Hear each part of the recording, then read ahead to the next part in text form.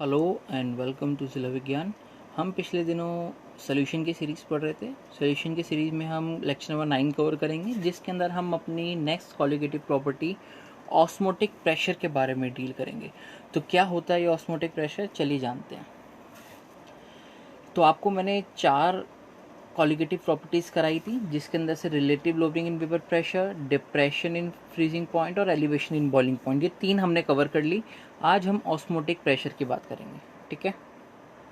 तो colligative property आपको पता है, जो नंबर ऑफ मोल्स पे डिपेंड करती है आपके, या फिर नेचर आपके बोल सकते हैं मोल फ्रैक्शन पे डिपेंड करती है। तो बेसिकली आपके नेचर ऑफ सोल्यूट अगर आप बोलें तो सोल्यूट पे डिपेंड करती है, ठीक है।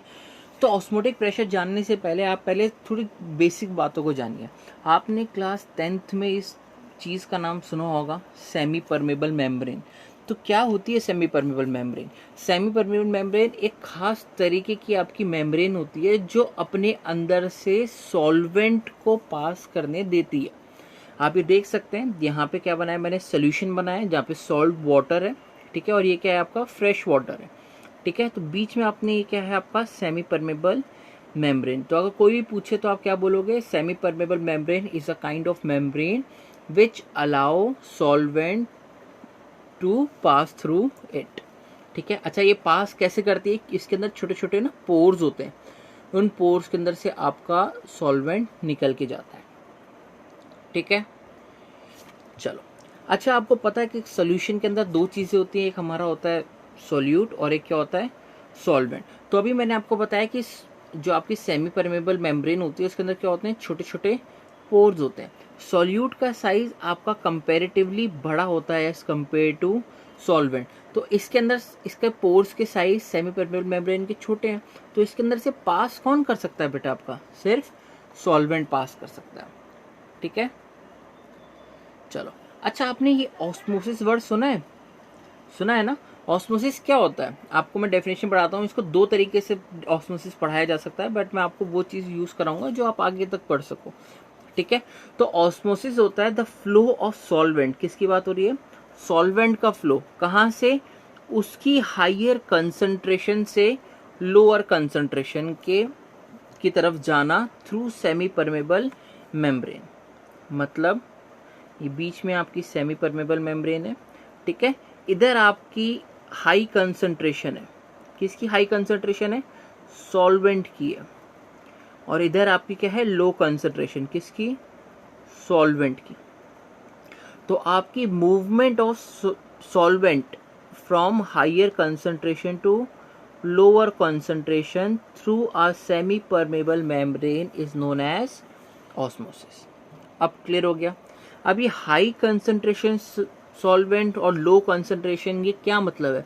हाई कंसंट्रेशन सॉल्वेंट मतलब कि वहां पे वाटर ज्यादा होगा, है ना, और लो कंसंट्रेशन सॉल्वेंट मतलब वहां वाटर कंपैरेटिवली कम होगा, या फिर आपका सॉल्वेंट कम होगा। तो हाई कंसंट्रेशन का मतलब हो गया बेटा आपका प्योर सॉल्वेंट। कोई भी आप मान लीजिए आपका कोई भी प्योर सॉल्वेंट जहां पे सिर्फ सॉल्वेंट होगा। और लो कंसंट्रेशन का मतलब क्या हो गया कि सर यहाँ पे आपके सॉल्वेंट के साथ कुछ और यानी सॉल्यूट भी मौजूद होगा। तो इसको हम क्या बोल देते हैं? सोल्यूशन। तो आपको पता है क्या दिखाई देगा? आपको कई बार डेफिनेशन ये दिखाई देगी, the movement of solvent from pure solvent side to solution through a semi permeable membrane is called as osmosis, ठीक है बेटा। ये देखो ऑस्मोसिस का डायग्राम मैंने आपके सामने बता रखा है। ये क्या है? High concentration of solvent. यहाँ क्या है बेटा? Low concentration solvent. यहाँ वाटर है, वाटर का एग्जांपल ले लीजिए। वाटर की मूवमेंट आपकी हाई कंसंट्रेशन ऑफ सॉल्वेंट से लो कंसंट्रेशन ऑफ सॉल्वेंट पे हो through semi permeable membrane is known as osmosis. अभी हाई कंसंट्रेशन ऑफ सॉल्वेंट का मतलब क्या था मैंने बता दिया आपका। इसको क्या बोलते हैं? Pure solvent. और लो कंसंट्रेशन मतलब कि आपके सॉल्वेंट के साथ ही आप देख रहे हैं डॉट डॉट भी बना रखे हैं, ये क्या है? सॉल्यूट है। तो इसको हम क्या बोल देते हैं बेटा? सॉल्यूशन बोल देते हैं। क्लियर? चलो आगे चलते हैं। अच्छा, अब यहाँ पे क्या हो रहा है बेटा? आपका ऑस्मोसिस हो रहा है। ऑस्मोसिस क्या हो रहा है कि मूवमेंट हो रही है सर, किसकी? आपके वाटर की from high concentration of solvent to low concentration. अगर मुझे ये आपका ये मूव कहाँ कर रहा है, इस तरफ मूव कर रहा है सर, लेफ्ट टू राइट की तरफ, इधर की तरफ मूव कर रहा है। अगर मुझे ये ऑस्मोसिस रोकनी है तो मैं कहाँ पे प्रेशर अप्लाई करूँ?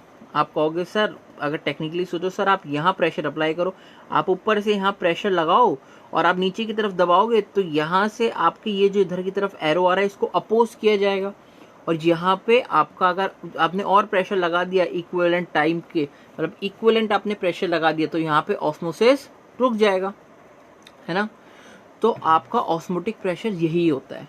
आप सोल्यूशन की साइड पे मिनिमम अमाउंट ऑफ प्रेशर लगाते हैं, उस प्रेशर के लगाने से आपका अब सॉल्वेंट इस तरफ नहीं जा रहा, ठीक है। यानी क्या बोलूं कि आपका ऑस्मोसिस यहाँ पे नहीं हो रहा। तो ऑस्मोटिक प्रेशर क्या रहा मतलब हुआ इसका, ऑस्मोसिस को रोकने के लिए जो प्रेशर आपका सोल्यूशन वाली साइड पे लगाया जाता है उसको हम क्या बोलते हैं, ऑस्मोटिक प्रेशर। डेफिनेशन पढ़ना बेटा, the minimum amount of pressure that applied on solution side, कहाँ लगाया गया है, solution side, to stop the process of osmosis. समझ में आ गया। ऑस्मोसिस क्या था, हाई कंसंट्रेशन ऑफ सॉल्वेंट का लो कंसंट्रेशन ऑफ सॉल्वेंट की तरफ मूव करना, या फिर प्योर सॉल्वेंट से सोल्यूशन की साइड पे मूव करना। ऑस्मोटिक प्रेशर क्या हो गया कि sir minimum amount of pressure solution की साइड पे लगाना जिससे आपका ऑस्मोसिस का प्रोसेस रुक जाए, उसको हम क्या बोलते हैं, ऑस्मोटिक प्रेशर। क्लियर हो गया बेटा, ठीक। अब ये ऑस्मोटिक प्रेशर कैसे आपका number of moles per depend करता है वो देखते हैं। अच्छा, अब ये रिवर्स ऑस्मोसिस की पहले बात कर लेते हैं, उसके बाद हम आगे चलते हैं। अब मान लीजिए कि आपने सोल्यूशन साइड के ऊपर आप प्रेशर लगा रहे थे, आपने इक्विवेलेंट प्रेशर लगा दिया जिस वजह से आपको ऑस्मोसिस होना रुक गया, उस प्रेशर को क्या बोला हमने, ऑस्मोटिक प्रेशर। बट मान लीजिए आपने यहाँ से ऊपर इतना ज़्यादा प्रेशर लगा दिया कि अब सॉल्वेंट आपका सोल्यूशन की साइड से प्योर साइड पे मूव करना लग जाए, मतलब लो कंसंट्रेशन ऑफ सॉल्वेंट से हाई कंसंट्रेशन ऑफ सॉल्वेंट पे मूव करने लग जाए, तो इस प्रोसेस को बोलते हैं रिवर्स ऑस्मोसिस। ये क्यों हुआ, क्योंकि जो आपका एक्सटर्नल प्रेशर था आपने उससे ज़्यादा लगा दिया। अगर आप ऑस्मोटिक प्रेशर तक लगाते, अगर आप इस वाली साइड पे सिर्फ ऑस्मोटिक प्रेशर तक लगाते तो आपका ऑस्मोसिस रुकता। अब आपने क्या करा, इसको ज़्यादा कर दिया, किससे, ऑस्मोटिक प्रेशर से, तो क्या होगा, अब आपके सॉल्वेंट पार्टिकल ऐसे मूव करने लगेंगे। तो इस प्रोसेस को क्या बोलते हैं बेटा, रिवर्स ऑस्मोसिस। तो when the pressure is applied more than the solvent, P is greater than pi, यानी ऑस्मोटिक प्रेशर से ज़्यादा लगा देते हैं तो आपका सॉल्वेंट फ्लो करना स्टार्ट करता है, कहाँ से, low concentration of solvent to high concentration of solvent, that process is known as reverse osmosis. अब फिर किसी ने पूछा कि सर ये यूज़ कहाँ होता है, तो बेटा आपके घर में जो प्योरीफायर लगते हैं ना, वाटर प्योरीफायर, वहाँ पे आपका यूज़ होता है। वाटर प्योरीफायर बेसिकली आपका होता क्या है, ये आपका रिवर्स ऑस्मोसिस पे ही वर्क करता है। जो ये सोल्यूशन है ये क्या होता है, आपका गंदा पानी होता है, यहाँ से इम्प्योरिटीज़ हटाई जाती हैं थ्रू सेमी परमेबल मेम्ब्रेन, और आपको क्या मिलता है, यहाँ प्योर वाटर मिल जाता है, ठीक है। तो ये सारा प्रोसेस क्या था बेटा, आपका रिवर्स ऑस्मोसिस का। क्लियर हो गया कि आपने अगर यहाँ पे प्रेशर जो अप्लाई करा ऑस्मोसिस रोकने के लिए, वो ऑस्मोटिक प्रेशर, अगर आपने प्रेशर ज़्यादा अप्लाई कर दिया किससे, ऑस्मोटिक प्रेशर से, तो वहाँ पे क्या हो जाएगा, रिवर्स ऑस्मोसिस हो जाएगा। क्लियर हो गया, ठीक। चलो ऑस्मोटिक प्रेशर के बारे में थोड़ी और बातें सीखते हैं। अच्छा, आपने गैस की इक्वेशन आप पहले पढ़ के आए हो कि नहीं आए 11th क्लास में, PV equals to NRT gas के लिए, ये पढ़ी है ना आपने इक्वेशन, स्टेट्स ऑफ मैटर में बहुत पढ़ाई गई होगी, इसके ऊपर आपने दुनिया जहान के न्यूमेरिकल्स भी किए होंगे, है ना। तो वहाँ पे प्रेशर क्या था, गैस का था, इसलिए हमने गैस का प्रेशर लिखा। अब यहाँ पे प्रेशर लिक्विड के केस में बात करो तो क्या था, ऑस्मोटिक प्रेशर, तो इसलिए इस P को मैंने क्या किससे रिप्लेस कर दिया, पाई से। पाई मीन्स ऑस्मोटिक प्रेशर, ठीक है। यहाँ से वॉल्यूम के टर्म्स को अगर मैं नीचे ले जाऊँ इस एन के नीचे, तो ये क्या हो गया, number of moles upon volume. Number of moles upon volume क्या होते हैं बेटा, आप इसको कंसंट्रेशन भी बोल सकते हैं और आप इसको अपनी मोलैलिटी भी बोल सकते हैं, ठीक है। तो सिंपल सी बात, हम यहाँ पे कंसंट्रेशन वर्ड यूज करते हैं कि मोलैलिटी इतना इक्विवेलेंट नहीं होता, क्योंकि इसका फॉर्मूला हम ऑलरेडी पढ़ चुके हैं। तो कंसंट्रेशन का मतलब ही यही तो होता है कि आपने कितने नंबर ऑफ मोल्स डिजोल्व किए हैं कितनी वॉल्यूम में, that is known as concentration, है ना। तो यहाँ पे मैंने n/v को बदल के क्या लिख दिया, c लिख दिया। तो c क्या है बेटा आपका कंसंट्रेशन यानी मोलर कंसंट्रेशन, आपका n क्या है बेटा number of moles of solute, ये पता ही आपको, v क्या है आपका वॉल्यूम ऑफ सोल्यूशन, r क्या है गैस कांस्टेंट और t क्या है टेम्परेचर। तो आपका ऑस्मोटिक प्रेशर का जो फॉर्मूला आया वो क्या है, पाई इक्वल्स टू CRT। ठीक है, ये बेटा आपकी इक्वेशन ना जर्नली आपकी वहाँ यूज़ की जाती है जब डाइल्यूट सोल्यूशन हो रहे हो। ये वेंट ऑफ इक्वेशन भी इसको कई बार बोल देते हैं। कई बार आपका क्वेश्चन ऐसे आ जाता है कि वेंट ऑफ इक्वेशन बताओ, आपके CBSE में तो नहीं आता पर वैसे आपके क्वेश्चन एंट्रेंस एग्जाम्स में आता है कि what is the went of equation, तो इसी को वेंट ऑफ इक्वेशन बोलते हैं। ठीक है, तो ये बात याद रखना कि वेंट ऑफ इक्वेशन किससे बोला जाता है। चलो, अब हमने बेटा चारों अपनी जितनी भी आपकी प्रॉपर्टीज़ थी, कॉलिगेटिव प्रॉपर्टीज़ थी, वो चारों कवर कर ली। फर्स्ट वाले केस में ये थी रिलेटिव लोअरिंग वेपर प्रेशर, जहाँ पे आपका रिजल्ट ये निकल के आया था। उसके बाद हमने कौन सी पढ़ी थी बेटा, एलिवेशन इन बॉइलिंग पॉइंट, जिसमें ये था। उसके बाद हमने क्या पढ़ा था, ये वाला आपका डिप्रेशन इन फ्रीजिंग पॉइंट, और लास्ट हमने क्या पढ़ा आपका ऑस्मोटिक प्रेशर। अब बेटा एक बात ध्यान रखना, ये चारों आपकी यूज़ कहाँ होंगी वो तो मैंने आपको बता दी, कॉलिगेटिव प्रॉपर्टीज है। ये चारों आपकी इक्वेशन वहाँ यूज़ होती हैं जहाँ पे डिसोसिएशन और एसोसिएशन नहीं हो रहा होता। अब सर किसी ने पूछा सर डिसोसिएशन और एसोसिएशन का मतलब, मान लीजिए कि अगर मैंने कहा कोई सॉल्यूट है आपका NaCl है, अब आपको पता है ये क्या होता है, डिसोसिएट होता है पानी में जाते, किस में, Na+ और Cl- में, Na+ और Cl- में बन जाता है। तो ये यहाँ पे कौन सा केस हुआ बेटा, डिसोसिएशन केस हुआ। ठीक है, ये डिसोसिएट हुआ। तो ये वाली इक्वेशंस आपकी कहाँ यूज की जाएंगी, जहां डिसोसिएशन और एसोसिएशन नहीं हो रहा होगा। किसके केस में, यूरिया के केस में, ग्लूकोज के केस में, शुगर के केस में। ग्लूकोज पता है ना, C6H12O5, इस वाले को बोल सकते हैं, O6 भी बोल सकते हैं। ठीक है, तो इसके अंदर क्या हो जाएगा बेटा आपका, जब आप इस ग्लूकोज को डालेंगे तो ये आपका ब्रेक होता है, नहीं होता। पता है ना ग्लूकोज कैसे बनता है, सुक्रोज के अंदर आप करते हो तो फ्रक्टोज और आपका ग्लूकोज बनता है। ठीक है, तो ये आपका ग्लूकोज फर्दर आपका नहीं टूटता, ग्लूकोज आपका आगे नहीं टूटता। ठीक है, ये बात ध्यान रखना। शुगर आपका ग्लूकोज की फॉर्म ही होती है, तो ये आपके डिसोसिएट और एसोसिएट नहीं होते। तो जब भी इनकी बात की जाएगी, इनकी निकालने की बात की जाएगी, इन तीनों को एग्जाम्पल याद रखना, तो हम ये इक्वेशन यूज करेंगे। अब फिर किसी ने पूछा सर ऐसा तो ज़रूरी नहीं है कि ये फिर आपकी चारों इक्वेशन तो यूज़ नहीं हो सकती जहाँ पे एसोसिएशन और डिसोसिएशन हो। मतलब मान लीजिए सर मैंने NaCl की ही बात कर ली, सोडियम क्लोराइड की, तो इस केस में ये चारों तो यूज़ नहीं कर सकते। मैं कहूँगा बेटा ये चारों ही यूज़ करेंगे, बट इनके अंदर कुछ मॉडिफिकेशन होगी। अब वो मॉडिफिकेशन क्या होंगी वो हम नेक्स्ट क्लास में पढ़ेंगे। उन मॉडिफिकेशन का नाम होता है वेंट ऑफ फैक्टर, जो मैं आपको बहुत डिटेल में पढ़ाऊंगा। आपने 11th में पढ़ा होगा, बट मुझे उम्मीद है आपने 11th में इतने डीप में नहीं पढ़ा होगा, और उसकी यूज़ आएगा तो वो आपको मैं यहाँ पे यूज़ करना सिखाऊंगा। तो उसके लिए नेक्स्ट क्लास में हम वो बात करेंगे। ठीक है, तो आज हम आगे बात चलते हैं। अच्छा, ये डिफ्यूजन बेटा आपने क्लास 10th में पढ़ा है। अगेन ये आपके वहाँ पे सिलेबस में लिखा हुआ है आपका, osmosis, osmotic pressure and diffusion. ये डिफ्यूजन से क्वेश्चन बहुत कम आता है CBSE में, बट हमें हर चीज़ के लिए रेडी रहना है। अगर आ जाए तो हमें छोड़ के नहीं आना। ठीक है, हम इसको नहीं छोड़ सकते कि आपने क्लास 10th में पढ़ा है तो मैं अभी ना कराऊँ, तो मैं करा देता हूँ। बहुत छोटा टॉपिक है, बहुत ईजी है और आसान है। तो डिफ्यूजन क्या होता है आपका, डिफ्यूजन होता है बेटा नेट मूवमेंट किसकी, किसी भी सब्सटेंस की, from higher concentration to lower concentration of solute. यहाँ सॉल्यूट की बात हो रही है।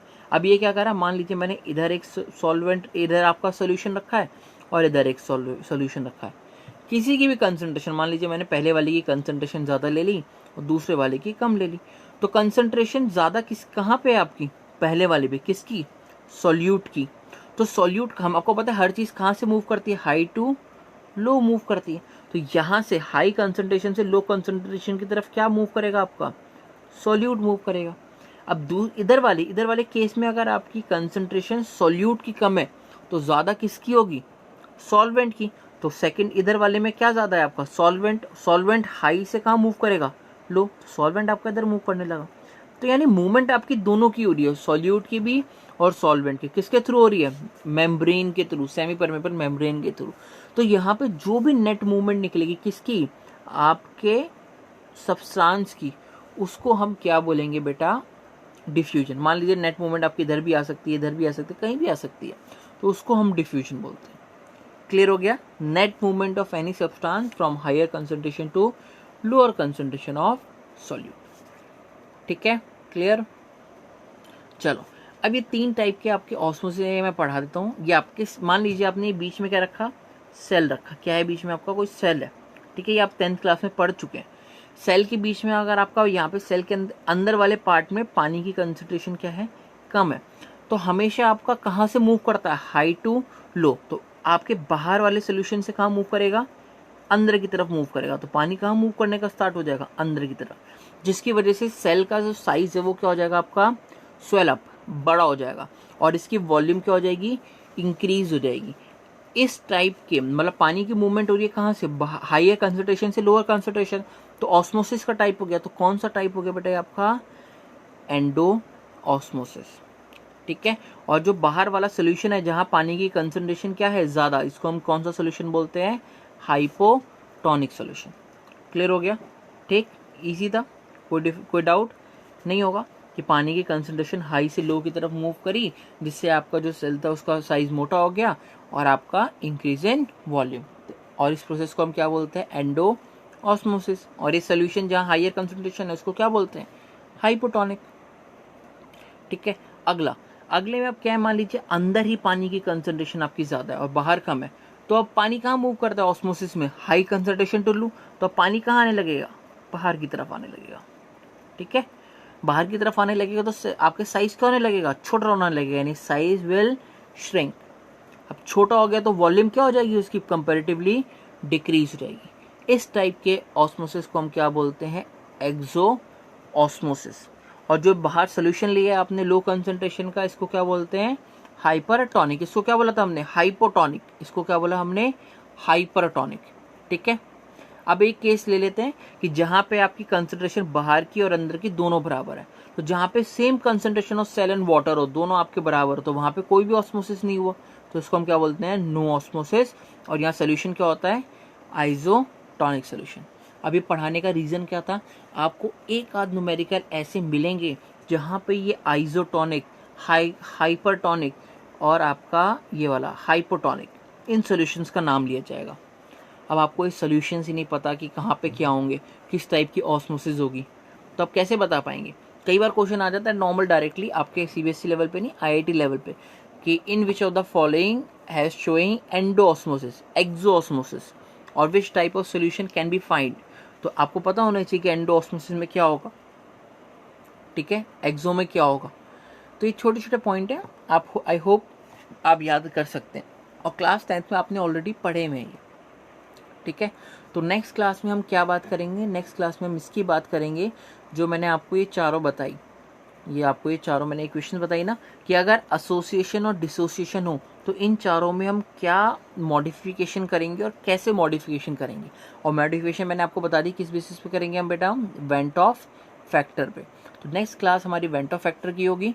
वेंट ऑफ फैक्टर के बाद आपका ये पूरा चैप्टर कंप्लीट हो जाएगा। ठीक है, थैंक यू सो मच।